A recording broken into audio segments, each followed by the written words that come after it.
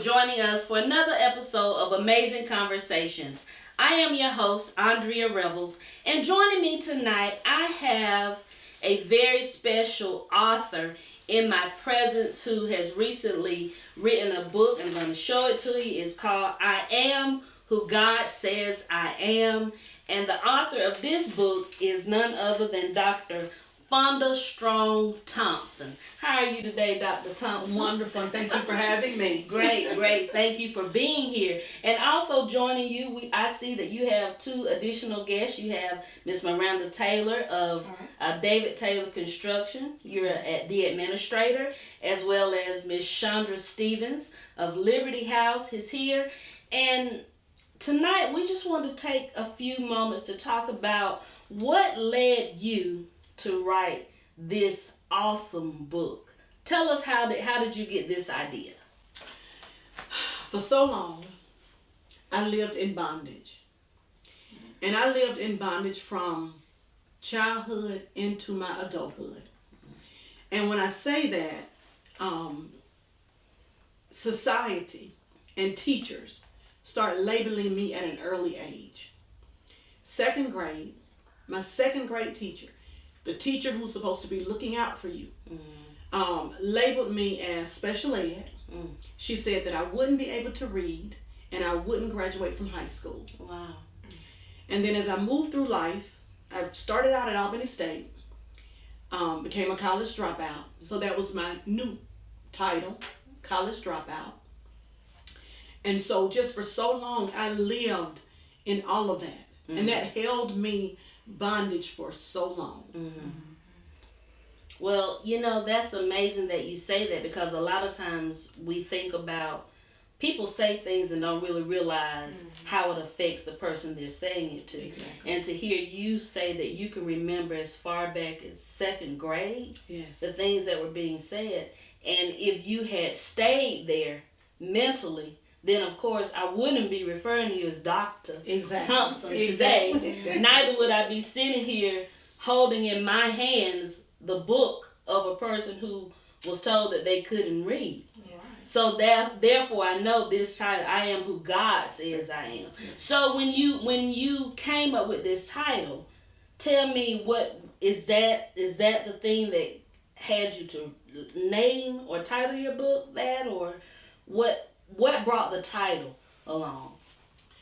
Because I lived in it for so long. And when I joined Mount Zion, under Pastor Simmons, Pastor Simmons he's a good leader, good teacher, but he is also that person that pushes you help you into your destiny. He preaches messages that move you forward in life. And the other thing about him is he wants the best for everybody, every church member. He wants the best for every church member. So he preaches those messages that move us forward in life. And just from some of his messages, spending some one-on-one time with God, one of the worst breakup I had, I found myself in the middle of the floor, naked, if I may say, not sure if I was going to survive it. That moment, God revealed to me that you are fearfully and wonderfully made. Yes. And that has stuck with me from that day. I will never forget it. In my living room, on my floor, crying my eyes out. And he gave me that scripture. Wow. And from that day to this one, I walk in that with complete boldness. Wow. So you had to go to your lows, even for God to bring you up towards your peak. Yes. That's amazing. I hear you say that because, again, so many people, we all live with insecurities.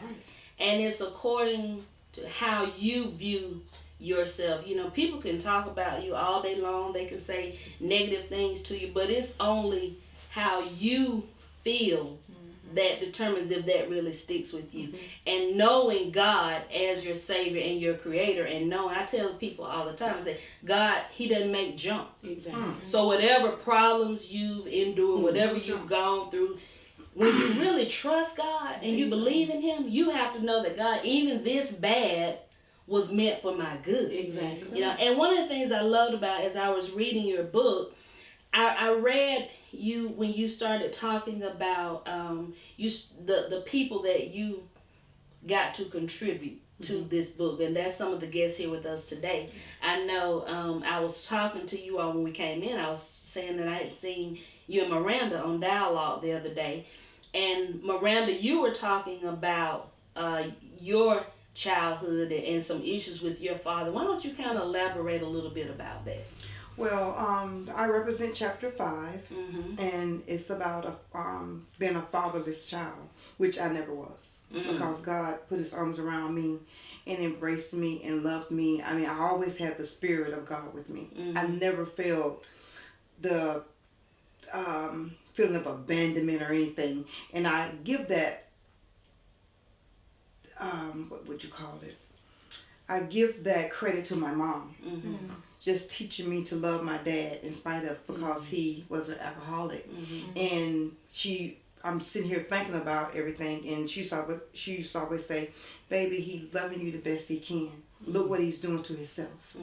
He's drinking his life away. So we're going to love him, and we're going to be here for him. And she just planted a positive paradigm in me to just love my dad. And I didn't know how powerful it was until my mom passed away first, and then my dad was transitioning, and I didn't know what I said. It's kind of she did. It's kind of smooth, you know, because it's like I just what I did, I built in a bridge that I knew she would be there. She would be alive, and she would have had me right there with her. It was 5 of us, but my mother and I was the middle child. And it was like she just poured so much in me. You know, sometimes, I mean, Fonda even was with me a lot when my mom was transitioning. And it's just like the quality time that we spent, she just wanted me to love in spite of. And on another note, I had a problem with forgiveness. She gave all of us instructions before she passed away, each child. And mine was learn to forgive. Wow. People are not like you. People make mistakes. It seemed like, oh Lord, I don't know why she told me that, because I had to forgive. I'm still forgiving. You know, and so, you know, it's an honor for me to have this opportunity. And again, like I said, when we was talking to Carla, 5 is my favorite number. Fonda didn't know anything about it. And biblically it means mercy and grace. And God has given that to me all of my life. But you know, that forgiveness, I believe, is a gift from God. Because honestly, so many people have a problem forgiving. And for your mother to recognize that in you, and to say, this is my, I guess, last wish for you. My request to you is to forgive. And I liked even when you mentioned, you said that she constantly urged you to love your dad. In spite of. Because y'all know, I mean, a lot of people, it's easy to love people that's doing you right. Exactly. Oh, but to love somebody that you feel has done you wrong. Exactly. That's not easily done. And then I think I'm amazing too. Tell you know, you missed out on such an amazing daughter. I'm loving, I'm supportive. She can tell you call me. I mean, and the most important people to me is my children, my family, my husband. If you need me, I'm here. My dad missed out on such an amazing daughter. But at his last days, I was there from the day he called me until the day he passed away. Wow. Yeah, that's love. And there are so many young ladies who live that way. That absence of a father. Right. And we just, you're supposed to be daddy's little girl. Yes. But so many young ladies, even again into our adulthood, we live that way. And then we wonder why we have relationship issues. That's right. That's exactly why. Yeah. Because we haven't let go of some of the past things with our own fathers and issues with. I even remember, I think there's a part in the book, Fonda, where you talk about even the bridge or the gap with you and your dad. Yes. And then you talk about later how he walked you down the aisle. Yes. It was And so how beautiful. special that was. I saw it in my head when I was reading the book. For me, that was amazing because I have 4 other sisters. 2 of them who are not married, who would not ever get that opportunity. But growing up, he was not there. But again, it goes back to forgiveness. I thank God that I was a Christian. That my mother, grandmother, and great-grandmother taught me about Jesus Christ. There you go. Yes. Who he is. Yeah. And because of that, you was able to just I was able to forgive. And we had the best adult relationship that a father-daughter girl could have. Wow. And boy, did he dance at my wedding. He did. Yes. He did. Brought every limo in town. Yes. Yeah, he did. Yes, he did. Yeah. Well, and it's important for us to even have this conversation and talk about that, because you all know there are a number of African American children who are reared in single parent homes. Yes. And a lot of times, I tell you, I was at an event probably a couple of months ago. It was a formal affair, and they were introducing the guys, and they would say, such and such, the son of, and they only say that child's mother. And I felt some kind of way about it, personally, because no matter where that child's dad is, he's still, because that's a whole part of him that, you can't discount it. Every time when you look at you see your mom and your dad. The same with each of you. And I think about how, of course, my husband is with our boys, and with all our kids, our girls, our boys. I can't erase him anytime I see them. I can't, because you can't erase that father. You can't erase them, regardless of how the relationship is. And so, even if there are issues with the mother and the father, whether they were together or whether they just hooked up, however it was, I think children still should have the opportunity to know, if possible, that parent. And even if that parent isn't there, kind of like what you said, still don't bash them. Because when you do that, you're bashing a part of that child. And on another note too, what God did for me, he does it for me. He has to do it for me because he knows me. God knows me. He knows I have to see it, I have to touch it. I married a really awesome father. My husband is a great father. He has daughters, and he is purposely there. He has intentions to be in their life. He is such an amazing father to those girls. I know they're gonna be saying, okay, if you don't, my daddy will. I just know they're gonna say that. The youngest one is, she's with us now, and he kissed her when she gets from school. He take her to school every morning. He makes sure that she has the things that she need, and a lot of things that she wants. He prayed with her. I'm just so blessed that God has given me the opportunity to see this is what a father looks like. That's right.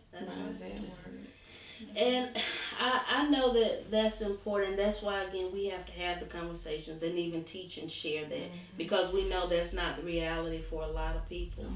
But ultimately, is when you talk about the forgiveness and choosing to not be held hostage to what wrongs have come your way. You understand? And look past the fault. Yeah, and see the need, absolutely. And do what God would do. Absolutely, do what God, and that was the saying back in the day, was what would Jesus do? Exactly. Everybody had on shirts, everything. Now, Shaundra, and I know your story. You I think is chapter 2. Yes, and correct. We were talking about some childhood hurt. So do you want to just share as much or as little as? So as you said, chapter 2 is discussing about my childhood. At the age of 7, I was molested by a family member, someone I trusted, someone I looked up to, someone that I depended on.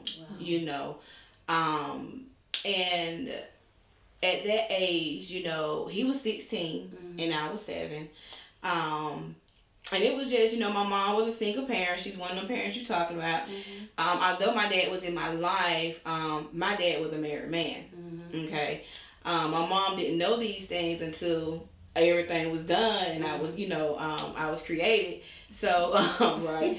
So, he was in and out, he would come and visit and all. But my mom, she had 3 kids in college, and then she had me because she waited so long to have me. Wow. Right. Wow. It's a big age difference between us. So I was the only child raised up in the home. They was all in college. So she would leave me with some of her friends, and they were like, in the country. I grew up in the country. I'm from Manchester, Georgia. Grew up in the country, the kids in the summertime, what we did, we all played. Yep. We all played, and one of the games we used to play was hide and go seek. And on this day, it was a normal game of playing, hide and go seek. And in the shop, I used to get my hair done every Saturday. I know my mom was a single parent. She made sure we had our needs, so I used to get my hair done on Saturdays. And in this shop, I felt safe there. It was a place that I used to be happy in. I go in there, my hair was nappy. When I come out, I was looking all good. So I felt safe in this place. So he was in there, and he told me to come in there, not thinking anything would occur to me or anything like that, because, like I said, this was a safe place for me, and that's what I was thinking. But Lord behold, when I got in there, it occurred. He did what he did. And after he was finished, I was bleeding and all, and he was saying, "Don't tell a soul." And that stuck with me for years, because I didn't. I didn't tell anybody. And he also said, if you tell your mom and dad, I would kill them. And at the age of 7, you got a 16-year-old telling you that, you're going to believe that. Right. You know what I'm saying? Right. And I believed that for a long time. I didn't tell anybody about what happened to me until I was 21. And I told a trusted cousin that, I grew up around her, and, I was very close to her. And I, one day I, went home because I was in school here in Albany State University, and I would go home sometimes on the weekend, and she was at work, and I would, go by and see her, because, you go by and see people while you're home. So I went to see her, and I told her what happened, and I told her the same thing. Don't you tell a soul. And she didn't. It wasn't until I started dating this guy that I thought he was going to be my husband, but he is my husband. He ain't going to be my husband. Okay. I thought that it was, it spoiled me. It was meant for me. Yeah, you know how it is. So, I felt into my heart that if I'm going to go in this relationship, I need to be honest, and I need to tell him everything about me. So he was the next person I was told. And then, working at this wonderful nonprofit organization in Albany, Georgia, called Open Arms Incorporated, my previous boss there, Miss, Dr. Fonda Thompson, she used to make us tell everything. So one day, I think we was doing during managers meetings or during staff meetings, we would have these different programs that we would have engagement between the staff. It's like a team building thing. Yes. And they was the next people I told, without even telling my family, I told Open Arms, because I was seeing that I'm helping all these girls at this organization, and I ain't even told my own story. And I'm up here doing assessment, and I'm saying, tell me everything about you, and I'm writing things down. And at least 75% of the girls we took in had my exact same story. But I'm up here being silent. I'm not talking. Wow. But the more I talked about it, Dr. Thompson used to tell me, the more you talk about it, Shaundra, there's healing. And it was so true, because it was, I just felt like a relief. I didn't have that in me anymore. But it wasn't until I was 33 that I told my mom. Because my mom was a social worker, and I know she would feel hurt, that I have a child, that I'm out here serving children that are being abused, but I have my own child. And I don't know nothing about it. I can't even see it because I'm so busy. I got these other kids in college, and I got this baby girl, and I can't even see what's going on with her because I'm so busy. I'm working 2-3 jobs, trying to make sure I have ends meet, because I'm a single parent. And I never see my mama so hurt. When I say that hurt me to see her so hurt, Because you didn't tell because her. I didn't tell her. Not because it happened, because I didn't say anything. Yeah. But I had to tell her, you know, I was afraid. I was 7 years old. I was scared. And I didn't know what to do then. Yeah. You know. So I live my life as, you know, the book says, and I'm fearfully and wonderfully made because I know I am. And I know that my story had to be told in order to help other women. Yes, absolutely. Yeah. So you've been creating healing spaces for a while then. Right. She everything. Yeah. But that's important, and I do know that's how you heal, when you can actually open up and have the conversation and to be vulnerable. And even with what Shaundra is saying, how you even encourage your staff. You know, you all are seeing this on a day-to-day basis. We are dealing with people who have been abused in more than one way, whether it's physically, emotionally, neglect, whatever it is. And in order for us to be able to truly help them, we need to make sure that we're in good space. There you go. And in order to do that, you have to talk about it. Yeah. And some people, it takes them a while, you know, before they can. But when you allow God to use you to write this book and to have people to share, y'all don't know who lives y'all are going to touch. Right. And that's why I think it's important, because you all represent millions of individuals.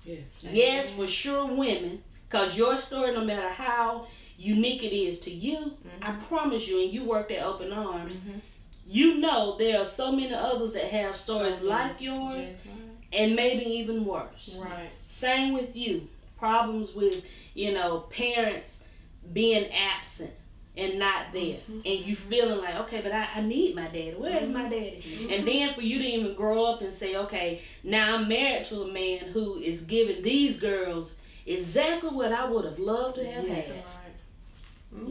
So all of these things are, that it brings it full circle, and that's why we have to have these conversations. That's why we have to have these type books, so that we can read and people can understand. You know, you're not by yourself. Right. You know, if somebody has wronged you or tried to make you feel, you know, less than, when you know that you are who God says you are. Amen. Look, forget, I don't care what you say. Right. God says I am. Right. Yeah. So when you know that, and that doesn't come always automatically. No. A lot of times you have to keep repeating it. You have to keep saying it to yourself. Like you talked about Dr. Simmons, you know, how he teaches that. My sister-in-law, it was one of our episodes I did with her, Sabrina. Sabrina dealt with low self-esteem, and I think that's a segment in this book also. Yes. But Sabrina talked about her issues with dealing with low self-esteem. All from the time when she was a child up through even marriage. And she said in order for her to keep her sanity, she literally, and y'all, I kid you not, she had sticky notes. I would go in her room, she had sticky notes of scriptures and positive words all over her mirror, in the bathroom, in her bedroom. I get in her car, she got sticky notes all over the dashboard. And I asked her, I said, well, why do you have all these sticky notes? And they were all positive affirmations. She said, because sometimes it'll try and creep up in my head, something that I'm replaying what somebody has told me. And so I have to quickly change my thought, and if I can fixate my eyes on something and read it, it helps to change my mind and change my thought.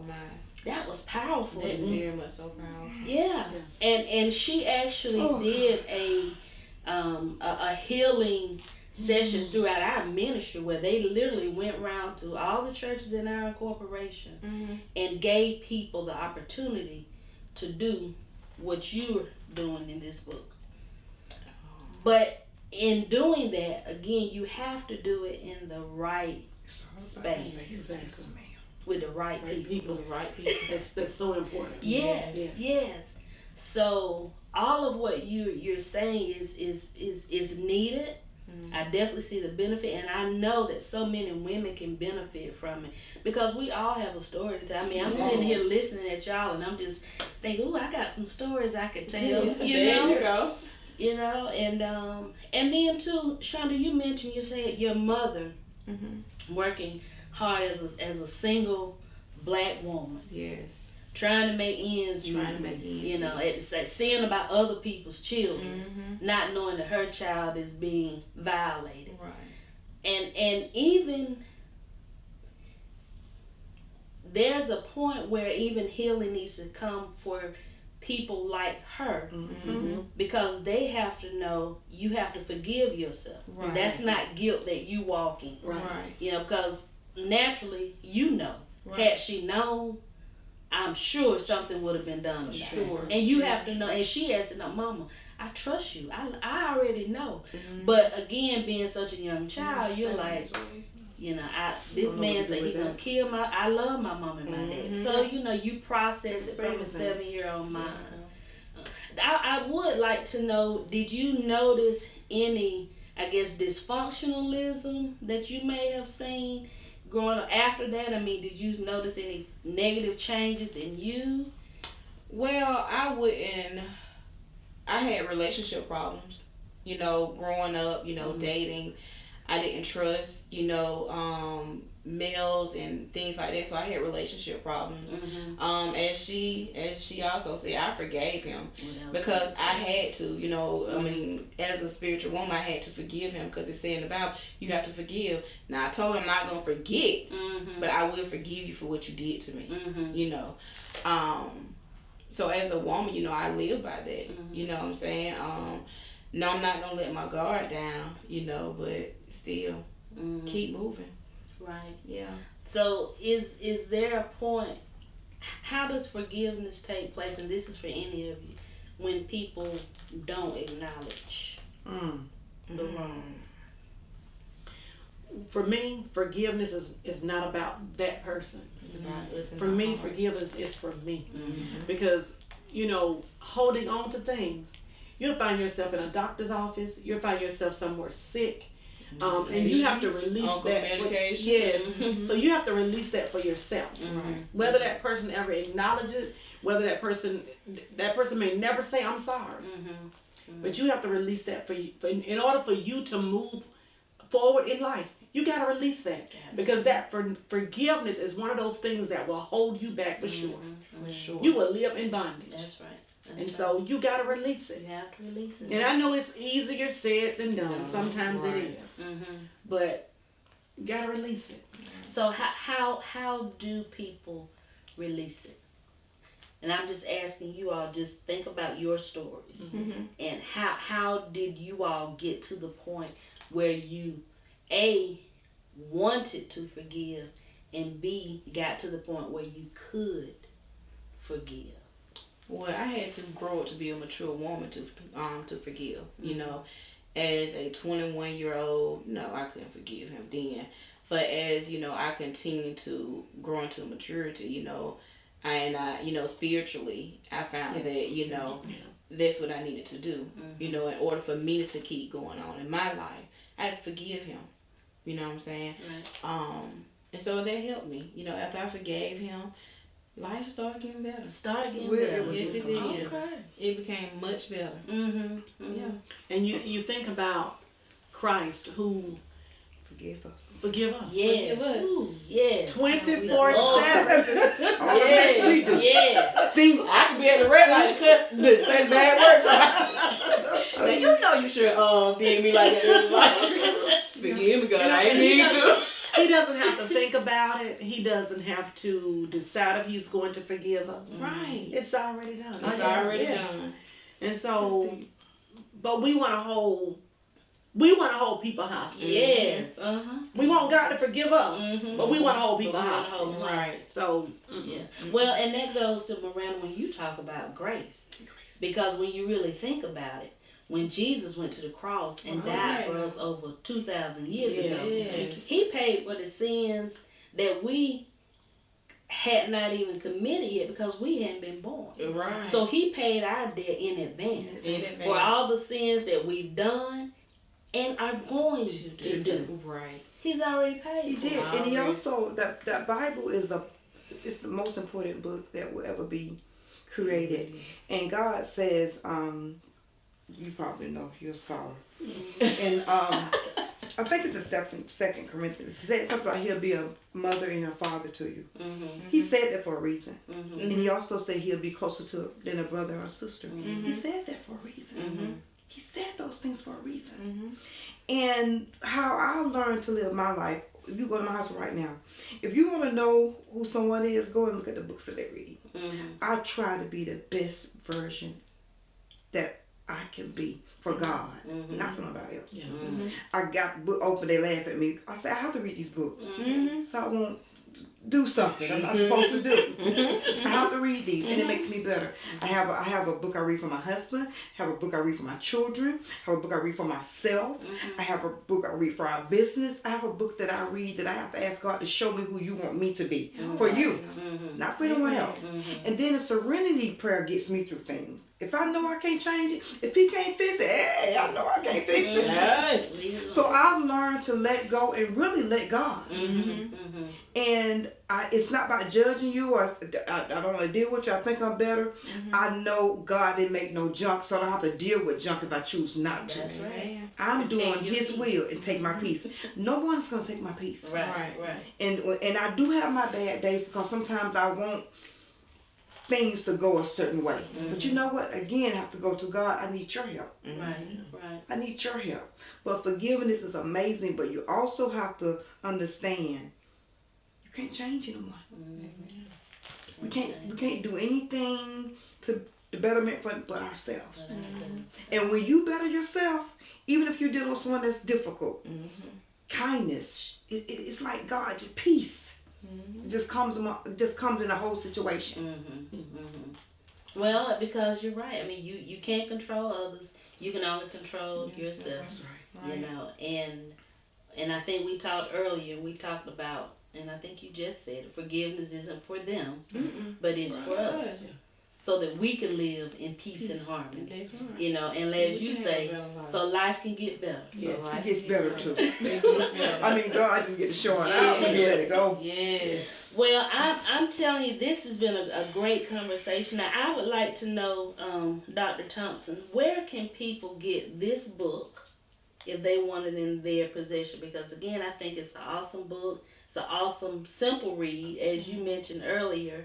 It is not something that's going to take you a year or two to read. I mean, you can pick it up and you can finish it in a night. You really can. Really. Because it's just that good. Yeah. You know how did you pick up something? And she got the Bible verses. And you're right. It has scriptures in it that supports Yes. some of the thoughts and the things that you're saying. So where can they get your book from? They can get it at www.fondathompson.com. All right, www.fondathompson.com. Guys, they're selling out. They're selling out. Now, I know eventually you may actually have, because again, we talked about you creating healing spaces. Yes. So eventually there may be some more opportunities for people to get in on the conversation and have some opportunities to just kind of come and chat, correct? Yes. Okay. What about book signings? Have you wrapped up your book tour, your signings yet, or do you have any more scheduled? For right now, we are done. We're going to let March go out, and then we'll start scheduling for the month of April. Okay. Yes. All right. Well, is there anything else that I didn't mention that you want to